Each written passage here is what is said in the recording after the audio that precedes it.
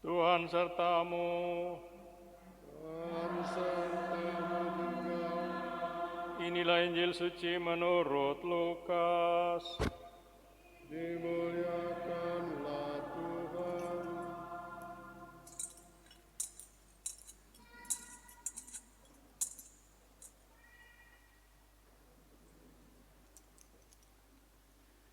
Theophilus yang mulia, banyak orang telah berusaha menyusun suatu berita tentang peristiwa-peristiwa yang telah terjadi di antara kita, seperti yang disampaikan kepada kita oleh saudara-saudara yang dari semula adalah saksi mata dan pelayan firman. Karena itu, setelah menyelidiki segala peristiwa itu dengan saksama dari awal mulanya, aku mengambil keputusan untuk membukukannya dengan teratur bagimu. Dengan demikian, engkau dapat mengetahui bahwa segala sesuatu yang diajarkan kepadamu sungguh benar. Sesudah dicobai iblis di padang gurun, dalam kuasa roh, kembalilah Yesus ke Galilea, dan tersiarlah kabar tentang dia di seluruh daerah itu. Selama di situ ia mengajar di rumah-rumah ibadat dan semua orang memuji dia. Lalu Yesus datang ke Nazaret, tempat ia dibesarkan. Dan menurut kebiasaannya pada hari Sabat ia masuk ke rumah ibadat, lalu berdiri hendak membaca dari Alkitab.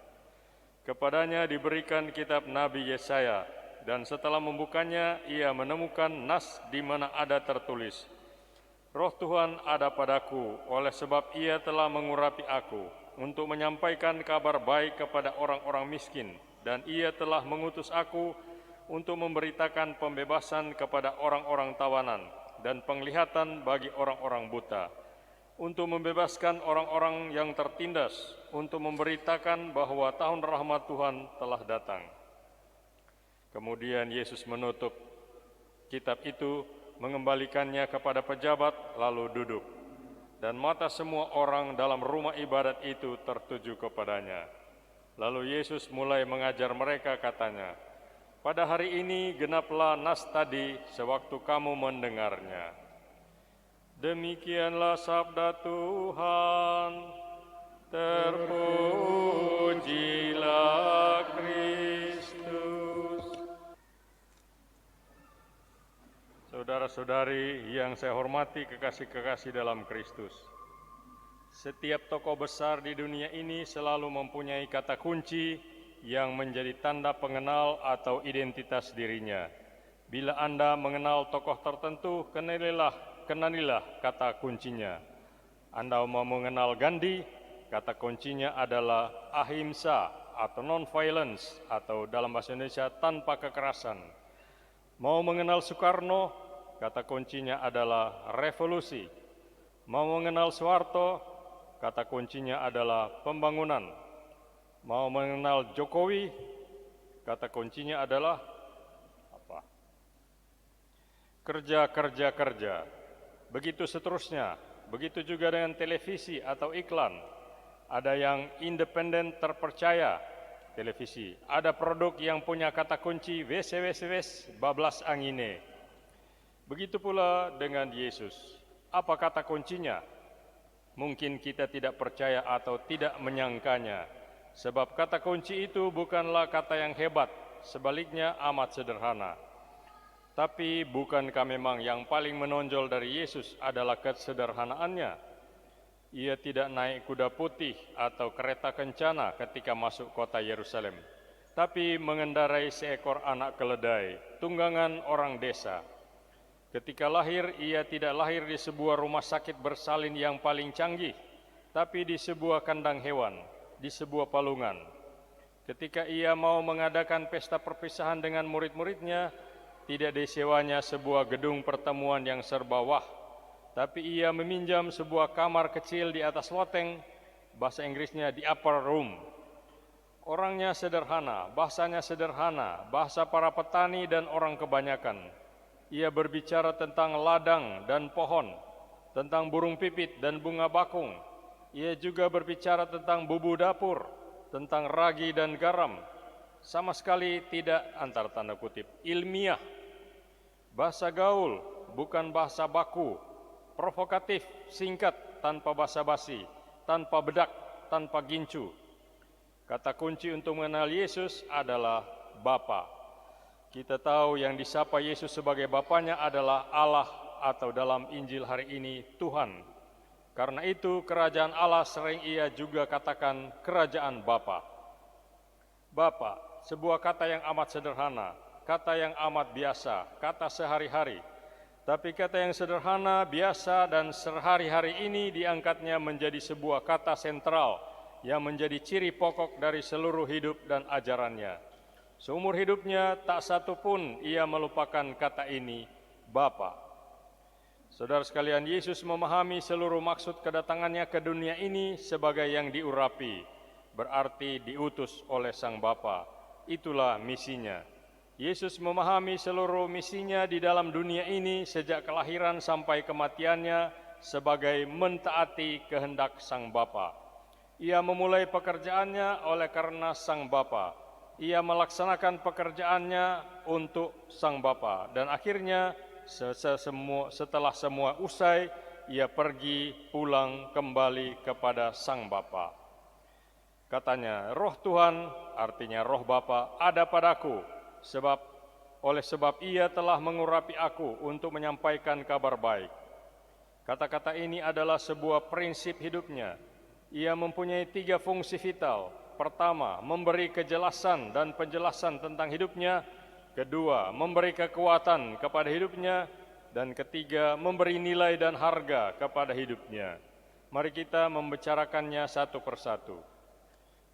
Pertama, bagi banyak orang, hidup manusia adalah suatu rahasia dan misteri abadi. Seluruh sejarah ilmu filsafat misalnya ditandai oleh upaya untuk menembus misteri itu. Sepanjang zaman, manusia terus bertanya, apa sebenarnya hidup ini? Dari mana saya datang? Kemana saya akan pergi? Bagaimana saya harus hidup? Ada berjuta-juta jawaban diberikan untuk pertanyaan-pertanyaan tersebut. Tapi pada hakikatnya berjuta-juta jawaban itu dapat dibagi jadi 3 jawaban saja. Yang pertama, jawaban para filsuf dan penyair. Kedua, jawaban para ateis. Dan yang ketiga, jawaban Yesus sendiri. Para filsuf dan para penyair sering menggambarkan hidup ini sebagai mimpi. Bisa mimpi indah, bisa pula mimpi sedih. Tapi pokoknya seperti mimpi. Hidup ini datang dengan tiba-tiba dan juga akan berakhir dengan tiba-tiba. Laksana uap, sebentar ada, sebentar hilang, entah kemana, ke alam antah berantah. Kata filsuf Prancis Sartre, dari absurditas ke absurditas. Seorang ateis artinya seorang yang tidak bertuhan akan memberikan jawaban lain. Hidup ini tidak menuju ke alam antah berantah. Hidup ini tidak menuju kepada dunia misteri atau absurditas abadi. Jadi hidup ini menuju kemana? Tidak kemana-mana, begitu jawab si ateis. Kalau toh mau lebih jelas, begitu kata mereka, hidup ini menuju ke liang kubur. Antara tanda kutip, dari debu kembali kepada debu. Dari ketiadaan menuju kepada ketiadaan.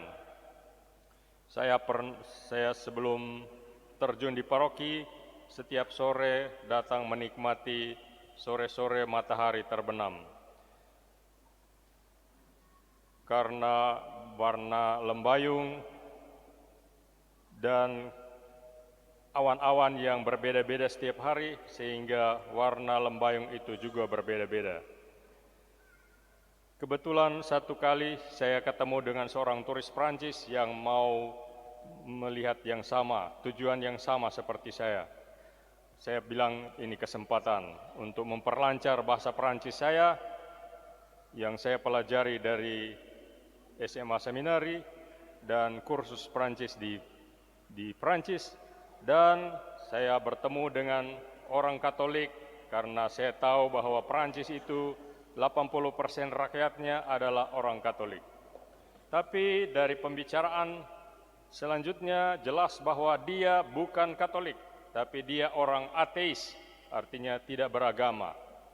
Dia bilang, dia kerja di jawatan kereta api dan betapa membosankan pekerjaan itu. karena dia harus bertemu dengan manusia-manusia. Dia harus jual karcis kepada mereka dan konsultasi dengan mereka. Betapa mengganggu mereka dalam hidup saya. Dalam hati saya bilang, untung saya orang beriman, karena melayani orang adalah suatu pelayanan, tugas, bukan cuma sekedar tugas menghadapi orang, tapi pelayanan. Juga tidak boleh membosankan untuk bertemu dengan orang, karena bertemu dengan orang adalah bertemu dengan Tuhan sendiri. Setiap tahun dia bilang dia keliling dunia untuk melupakan kebosanannya. Dia tidak kawin, sebab untuk apa kawin? Untuk melanjutkan keturunan, sebab dia melihat anak-anak sebagai pengganggu hidupnya yang tidak mau mempunyai anak, maka dia tidak kawin. Saya bilang, untunglah saya orang beriman, karena dengan perkawinan, dengan melahirkan anak-anak, saya menunjukkan bahwa saya mau membagi diri saya dengan sesama manusia, mau melanjutkan, memberikan kepada anak-anak iman saya, dan membagikan kepada mereka supaya mereka juga bisa berguna bagi sesamanya. Sebulan sesudah itu ada bom Bali. Saya tanya kepadanya, apa tidak takut ke Bali? Karena dia bilang baru pulang dari Bali. Apa tidak takut ke Bali? Kena bom. Lantas dia jawab, saya tidak takut mati, karena sekali mati habis dan jadi busuk di dalam kubur, selesai. Lantas dia sambung, kalau macam-macam saya bisa juga marah, maka untung saya mengelus-elus dada dan saya katakan, untung saya orang beriman. Kalau saya harus mengampuni orang yang bersalah kepada saya dan tidak boleh marah-marah terus dan tidak boleh takut mati, sebab kematian adalah awal dari suatu kehidupan yang baru. Lantas, hidup ini menurut ateis itu kosong, tidak ada arti apa-apa. Begitulah yang satu mengatakan tidak tahu kemana ia pergi, sedang yang lain mengatakan hidup ini berhenti setelah mati, tidak kemana-mana. Yang satu menawarkan misteri, yang lain menawarkan ketiadaan. Mati ya habis. Maka nikmatilah hidup yang tidak berarti ini. Turis Prancis mengambil keliling dunia, tidak pusing dengan anak istri, sebab ia tidak berkeluarga. Jawaban ketiga, saudara sekalian, diberikan oleh Yesus. Mengutip Nabi Yesaya, ia berkata, Roh Tuhan ada padaku, oleh sebab ia mengurapi aku untuk menyampaikan kabar baik. Hidup ini tidak menuju ke suatu misteri abadi, ke suatu ketiadaan, tapi punya tujuan yang pasti dan jelas, yakni menyampaikan kabar baik tentang kerajaan Bapa yang adalah sang sumber hidup itu sendiri. Saudara sekalian, pernyataan Yesus ini memberikan kejelasan dan penjelasan kepada hidup. Hidup kita lalu punya makna, ada sasaran yang jelas, ada tujuan yang pasti. Alangkah menyiksanya bila hidup ini kosong, tidak ada arti apa-apa, yang akhirnya hanya membawa kita kepada ketiadaan. Orang-orang yang menjadi pengikut Yesus sadar bahwa mereka mau melanjutkan misinya, tugas perutusannya, dan berkata seperti dia, Roh Tuhan ada pada kami, oleh sebab ia telah mengurapi kami untuk menyampaikan kabar baik. Berarti mereka tahu bahwa hidup ini berarti ada tujuan dan mereka tahu kemana mereka sekarang ini sedang menuju. Saudara-saudari, godaan yang paling besar bagi orang yang sedang dalam perjalanan ialah berhenti di tengah jalan karena ingin menikmati kesenangan sepuas-puasnya. Buat apa bikin perjalanan? Ada pula yang berhenti di tengah jalan karena tidak tahan oleh bantingan dari kendaraan, oleh kepedihan dan kesulitan sepanjang jalan. Padahal sebenarnya kita mesti berjalan terus sampai ke tujuan, mengarahkan dengan sadar dan sengaja seluruh kehidupan kita demi semakin terwujudnya kerajaan Bapa. Itulah tujuan kita. di mana kabar baik disampaikan kepada orang-orang miskin, pembebasan kepada orang-orang tawanan, fisik dan psikis, penglihatan bagi orang-orang buta, fisik dan psikis, pembebasan bagi orang-orang tertindas, fisik dan psikis, di mana diberitakan tahun rahmat Tuhan telah datang, seperti kata Yesus dalam Injil hari ini. Saudara-saudari, misi Yesus dilanjutkan para pengikutnya. Misi Yesus serta pengikutnya ini bukan saja memberi kejelasan kepada hidup, ia juga memberi kekuatan kepada hidup. Dengan itu kita tahu bahwa walaupun hidup ini sementara, ia cukup berharga. Kedua segi ini harus kita ingat senantiasa. Sebab ada orang yang menyangka ia akan hidup selama-lamanya, tak pernah berpikir bahwa suatu saat nanti hidup ini akan berakhir, dan ia harus menghadap pengadilan Tuhan untuk mempertanggungjawabkan semua yang dilakukannya atau tidak dilakukannya dalam hidupnya yang sementara itu. Saudara-saudari, sudah pasti hidup ini akan berlalu, tapi itu tidak berarti hidup yang sementara ini tidak berharga. Apa yang kita tanam dalam hidup yang sementara ini, itulah yang akan kita tuai dalam kehidupan kekal nanti. Jadi, jangan hidup sembarangan. Yesus tahu bahwa ia diutus Bapa. Justru karena itu ia memanfaatkan waktu hidup dan pelayanannya yang begitu singkat dengan sebaik-baiknya, sehingga betul-betul bermanfaat dan membawa berkat. Untuk memberitakan bahwa tahun rahmat Tuhan telah datang, katanya. Kalau kita mau mengikuti jejaknya, pada akhirnya kita bisa mempersembahkan mutiara-mutiara indah bagi mahkota dan kemuliaan Sang Raja yang mengurapi dan mengutus kita itu. Di sebuah mikrolet Pineleng Manado, waktu masih frater dulu, saya pernah membaca sebuah stiker yang berbunyi, "Carilah dunia ini seolah-olah kamu akan hidup selama-lamanya, dan carilah akhirat seolah-olah besok kamu akan mati." Semoga demikian. Amin.